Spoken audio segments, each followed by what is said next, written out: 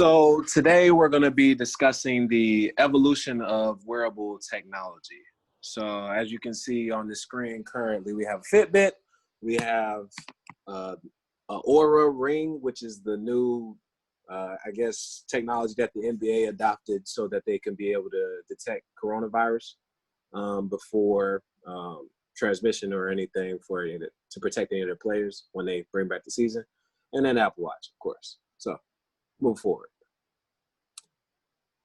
What is wearable technology? So wearable technology is our electronic devices with microcontrollers that are worn on your skin and are able to detect and transmit different signals to your phone or whatever device you are monitoring that data on. So it's an Internet of Things device. As you can see, that's a nice picture. So what is the most profitable wearable device? Of course, it is the Apple Watch. So as the first series of the Apple Watch came out, you saw that you were able to read your email, you were able to monitor your health, but it had to maintain a connection with your iPhone in order to be able to function correctly. So the Apple Watch Series 2 allowed for a better GPS, it was water resistant, and then it allowed for a brighter screen, whatever, cool. So now you have more power from the Series 3. You integrated a faster processor, you had more RAM, you had Bluetooth enhancements, you had Siri, you had different things that made the Apple Watch a little better. So Apple Watch Series 4 had a 64-bit dual processor chip that allowed for you to have more power in your device. Bluetooth location and movement sensors were also enhanced inside of that model, and heart monitoring proved to be much more successful in that device. Now you have the Apple Watch Series 5, which also has the always-on Retina display, and then I guess it keeps important stuff on screen for your Apple Watch, and you have emergency calling enhancements and a couple other things. But I feel like Series 4 was when things really started to take off as far as making this watch as futuristic as it can be. So we talked about the watch.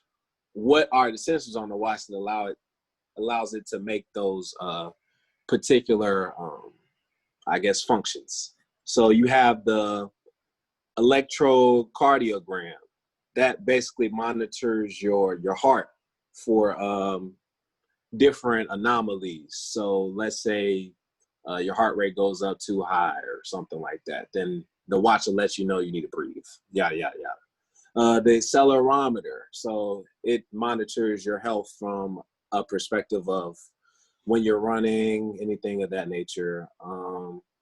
You have the gyroscope, which monitors your angular movement. That's a pretty cool sensor, in my opinion. You have I can't even say that word, but you know, if we had a biology guy on here, he would know. This checks the electrical signals activity to your brain. So when you think about electrocardiogram and can't say that word, but you think about the watch being able, or wearable device being able to check electrical signals to your heart or to your brain in order to be able to analyze the data that's coming off and providing it to your phone. I guess EEGs are used in hospitals for seizures and things like that. Okay, so how do you, is this called an electroencephalogram? Yeah, that was perfect. Electroencephalogram? Electroencephalogram. Electroencephalogram. Okay, that's crazy. What does this tell you? It basically is able to check the electrical signals from your brain or something like that. Something crazy, right? Exactly. It's like a bunch of wires hooked up to different parts around your cranium, around your brain. And it prints out a sheet of paper that's like a bunch of like wavy squiggly lines. And if you're having seizures, they can use that to to figure out like where in the brain is responsible for the seizure and other things too. Yeah, that is crazy. But That's a crazy thing to like keep track of data.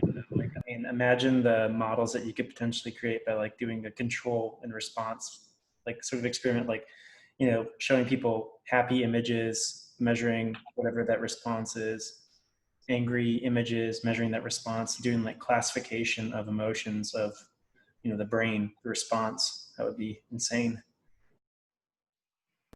You know the thing about that is the EEGs are like super difficult to read, and so a robot or like AI would probably be perfect for interpreting what the hell the squiggly lines actually mean.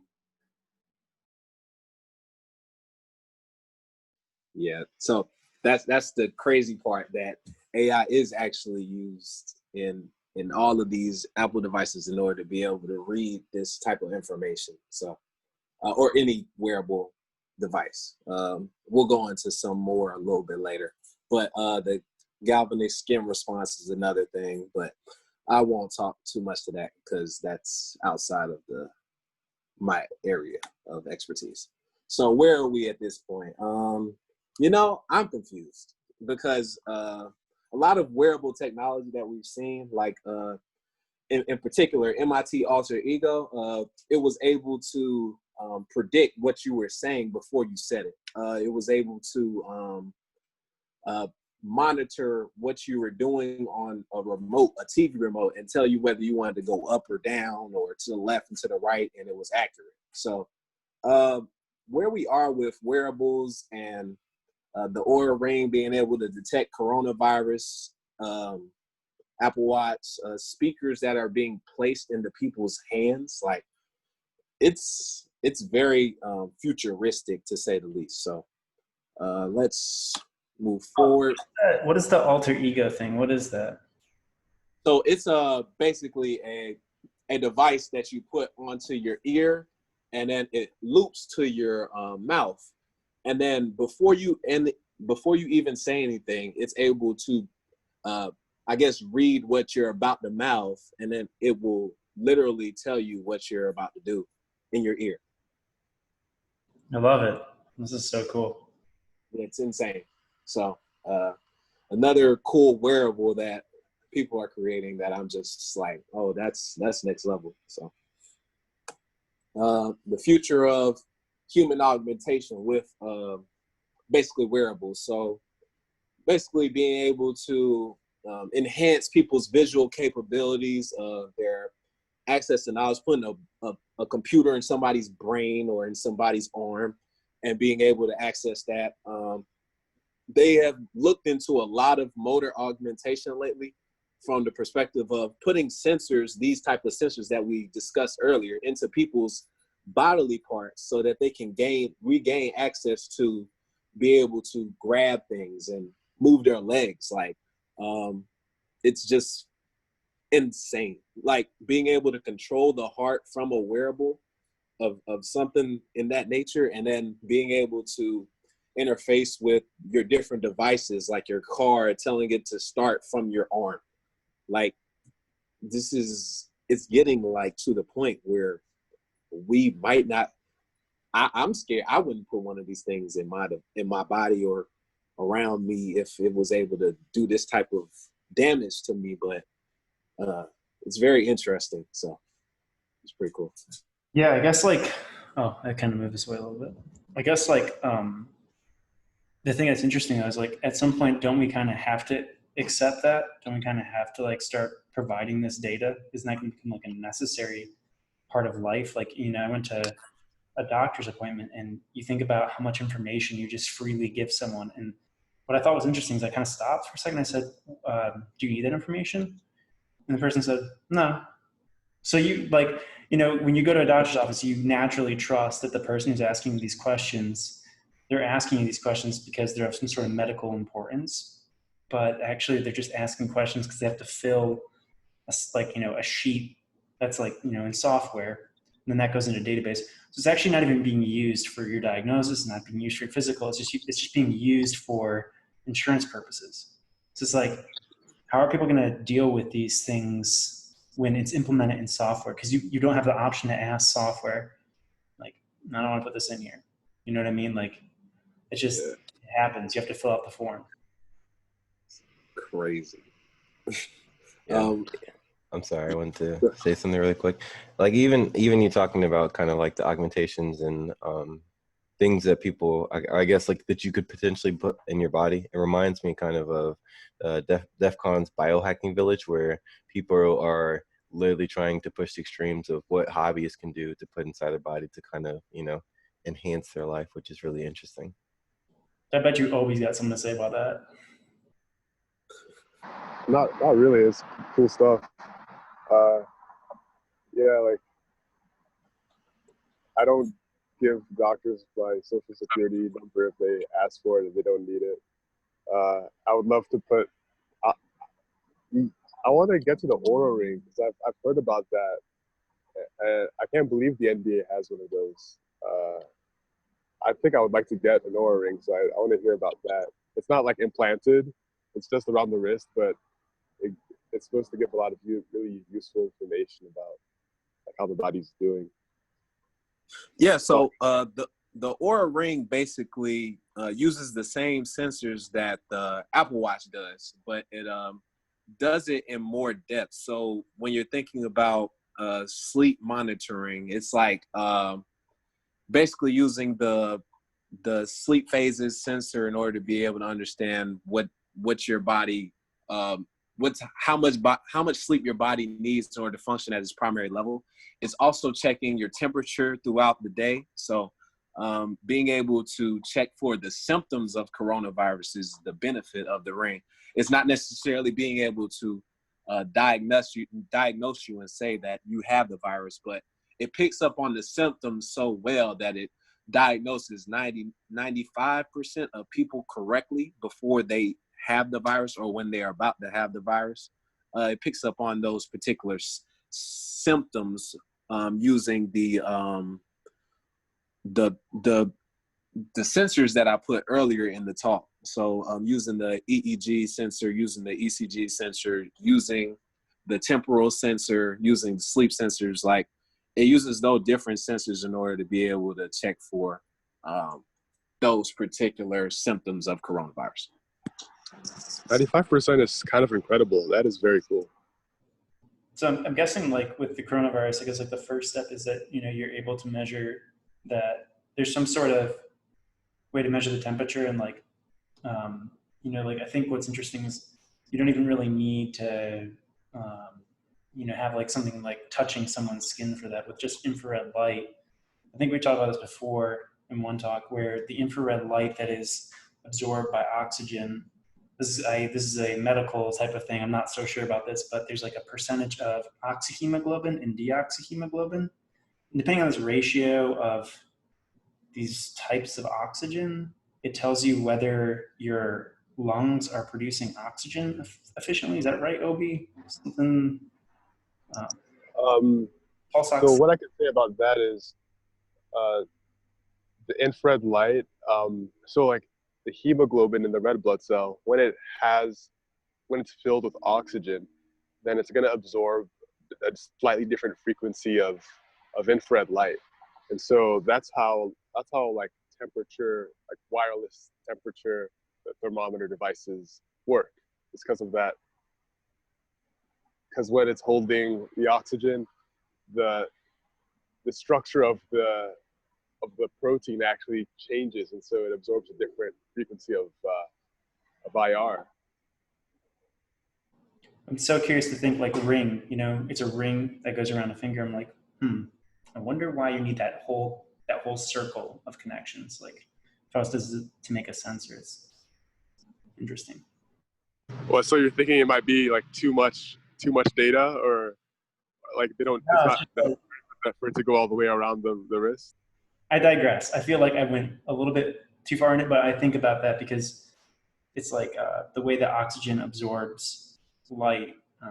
You can measure these properties. I don't know enough about oxygen, or like even what these ratios are. I just did a thing once where I had to measure those things with oxyhemoglobin, percent oxyhemoglobin, and percent deoxyhemoglobin. And I just wonder, like, what other things can you find out about? Because the stuff that Gabon's talking about with measuring your quality of sleep, I don't know. Could you predict that someone's going to have some sort of like respiratory condition? And then we get back into the thing we were talking about with the medical questions. It's like, are you going to get gypped in insurance because they already know that you lived in a place that had really bad air quality? And I don't know. That's crazy. I feel like that's definitely possible, like in the future.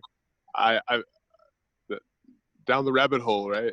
Yeah, 100% down the rabbit hole.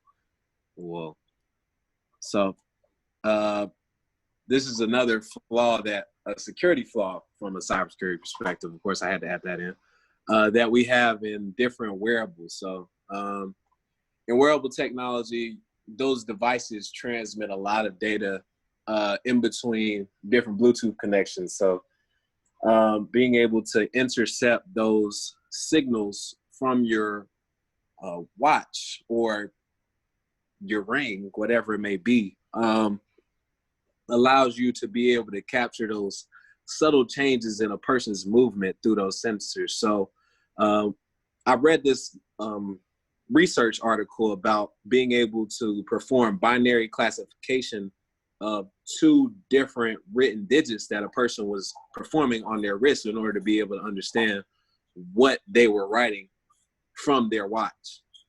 So being able to pick up on the sensors in a watch to see what a person or what letters a person is writing is beyond me. Okay, I don't even understand to the point of how they did that research, but it's through those sensors that we were talking about earlier that it's insane. Like the gyroscope is the one that measures the angular velocity. So if you're able to measure the angular movement of someone's wrist, then obviously that's pretty confidential information that you'll be able to access.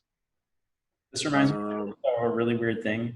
So like boats in the first ever like big steamboats, you know, they had like a captain's wheel, you know, the captain steers the ship. And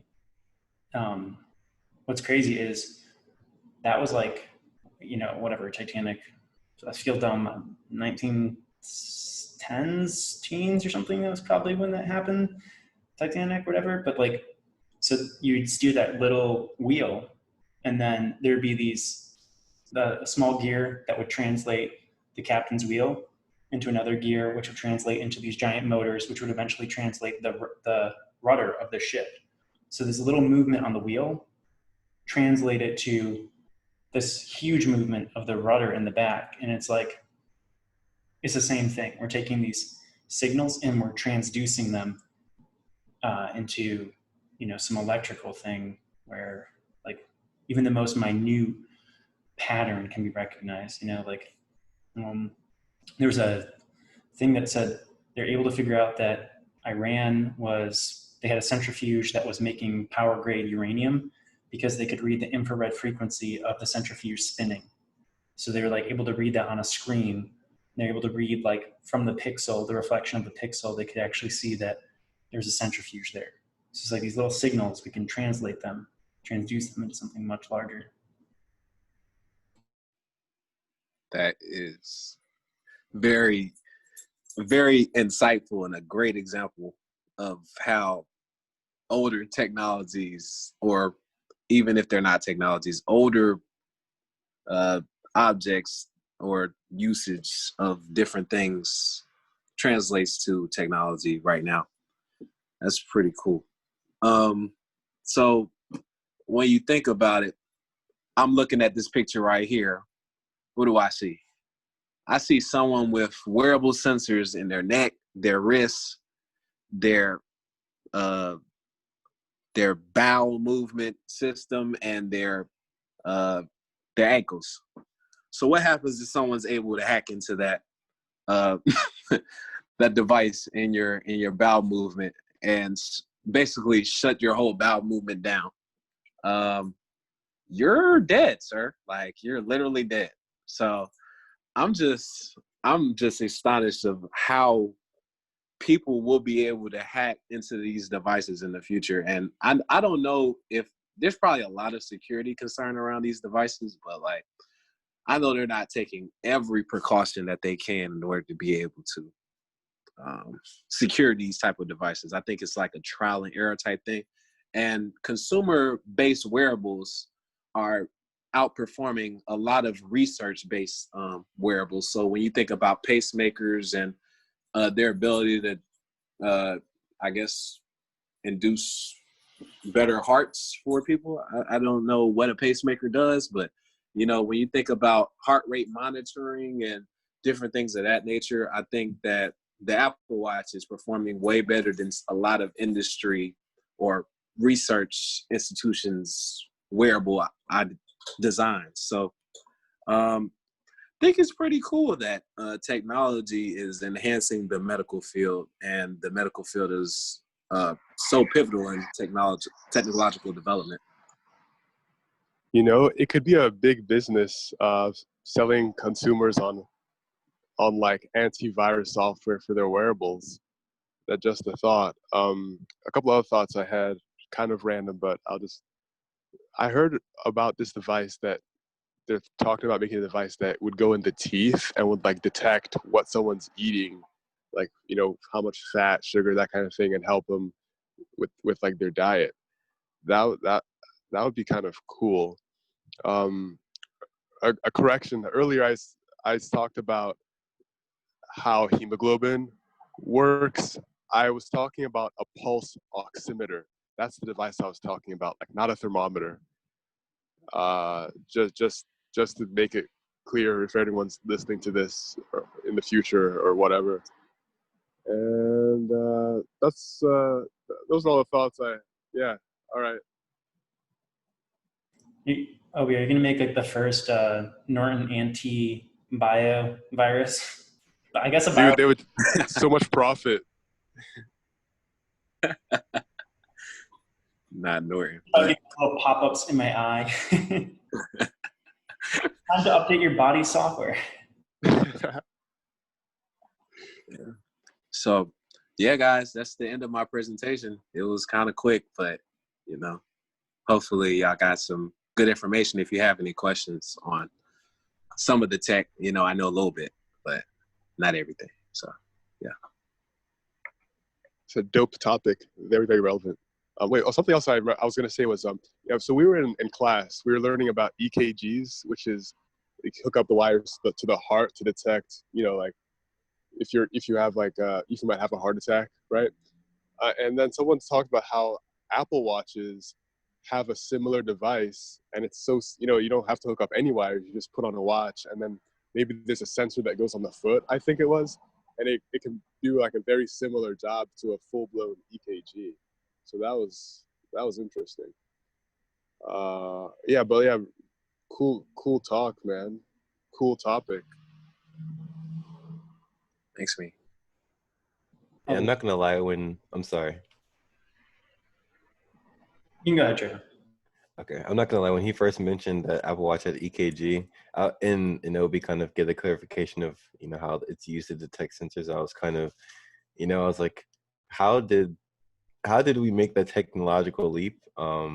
So I guess like effortlessly to where like a watch, you know, with an additional sensor could do the same thing as a whole machine that we've been using.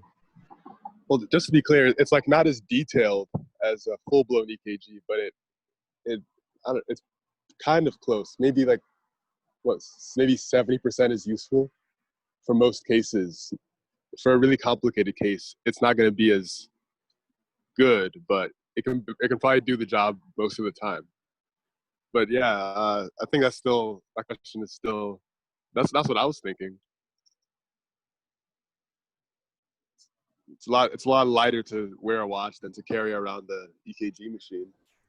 I wonder if it's like the consumerism works like a feedback loop, like because Apple's so dependent on people buying their product that they immediately take feedback and then they return that back as the input, and then they recycle whatever their innovation is. So they have to optimize whatever the design is. Whereas an EKG machine, I'm not sure what the demand is, but I believe it's probably pretty standard in a hospital. It has to meet certain regulations, whereas the Apple Watch is more driven by consumers. So it has to take in that feedback. So it's like a negative feedback loop. Like, okay, I need to minimize the error so that more people buy my Apple Watch. So, okay, I need to make these changes. Oh, wow, I can make a more valuable thing because now I can do an in-depth EKG, get more money. So I wonder if that might be the driving factor.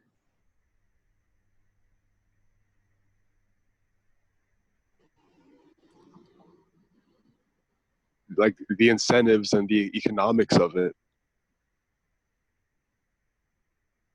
Yeah, I mean, honestly, that makes a lot of sense from a perspective of making money, right? So at the end of the day, I feel like Apple does everything that they do in order to appeal to the consumer for their new features or whatever it may be. Apple's developing new features so that the customer can be pleased, I guess. So, yeah, I agree with that statement completely. And that's like with any application, like they're going to develop new features and it's up to security professionals to break those features. So, Yeah, I mean, these features really sell. Like when I heard that, I was like, I think I might want to get an Apple Watch, right? And profit is, no, I feel like no hospital really is going to shell out big bucks for a brand new EKG machine, but consumers are going to shell out big bucks for that feature on their watch. Yes. Yeah.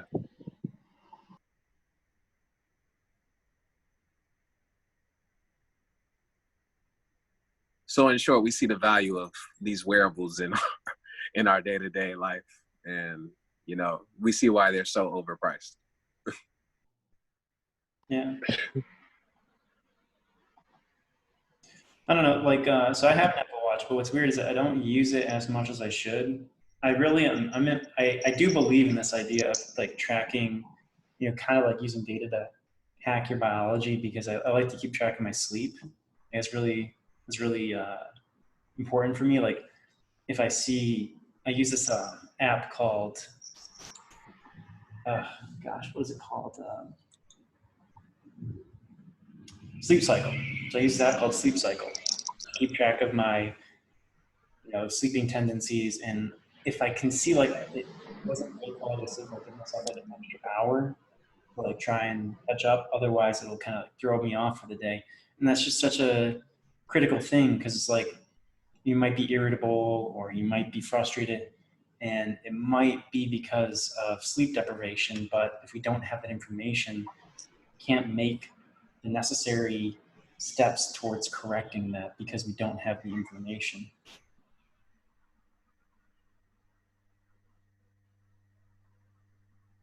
Yeah, sleep is like the biggest button to push in terms of any improvement you make to sleep is probably going to have the biggest improvement in overall health. That's why I was thinking of getting the Aura Ring, because I heard it gives you this score, just like a number, like 90 out of 100 sleep, 80 out of 100 sleep. So damn expensive though. Hey, but the thing is, I feel like your money is being spent increasing your lifespan. So You make the money back. you're making the money back in your health. I don't know. What are your guys' fears about? Because that's like the easiest thing to talk about. So like, what are your fears about this new era of cybernetics and sensors and information and open accessibility to data? What are your fears of all this stuff from wearable technology? I feel like one of your fears, Devin, is probably the whole privacy thing. So my personal fear is it's going to be more in the tinfoil hat domain. It has to do with all the, if there's a device implanted in me, is it rusting, right? And then there's also like all the wireless signals going off all the time. Right? I like to turn my phone off at night to limit wireless signals.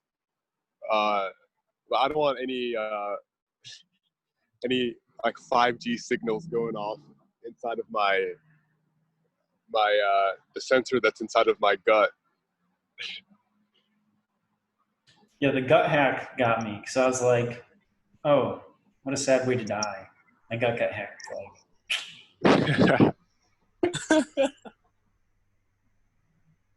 Yeah, what are some other people's fears?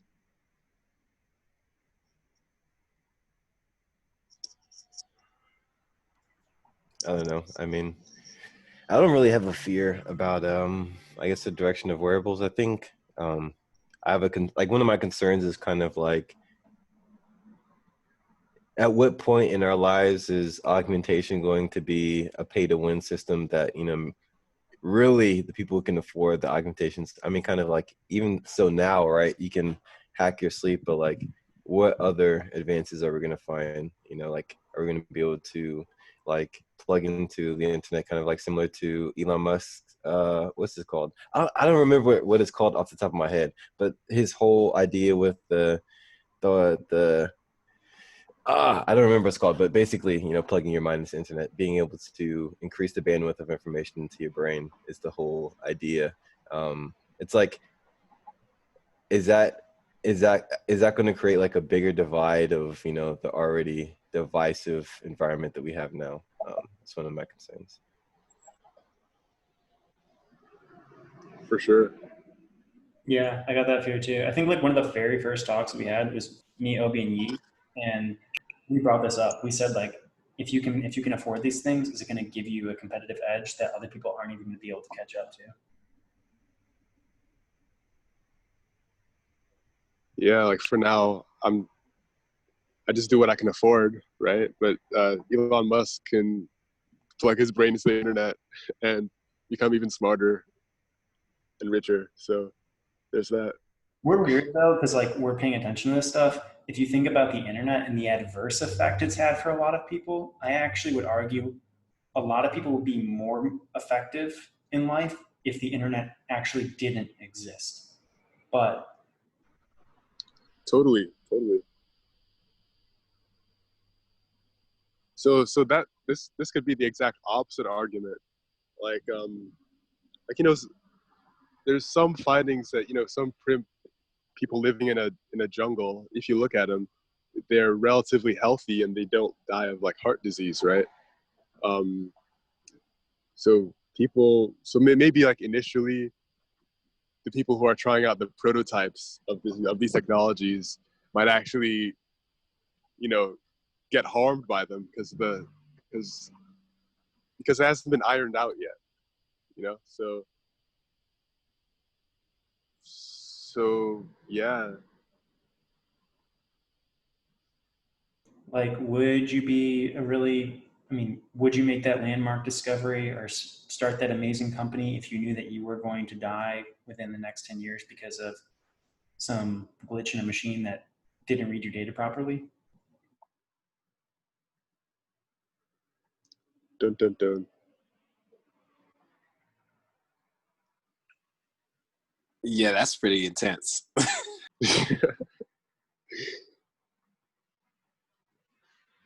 Crazy stuff. Awesome though. I'll just see if I can scrape together a couple hundred for an Aura ring. Hopefully they go on sale. Yeah, I think they're like $399 or $299, something around that line. Yeah. So it's like PlayStation 5 or Aura ring. Yeah, that's a great argument.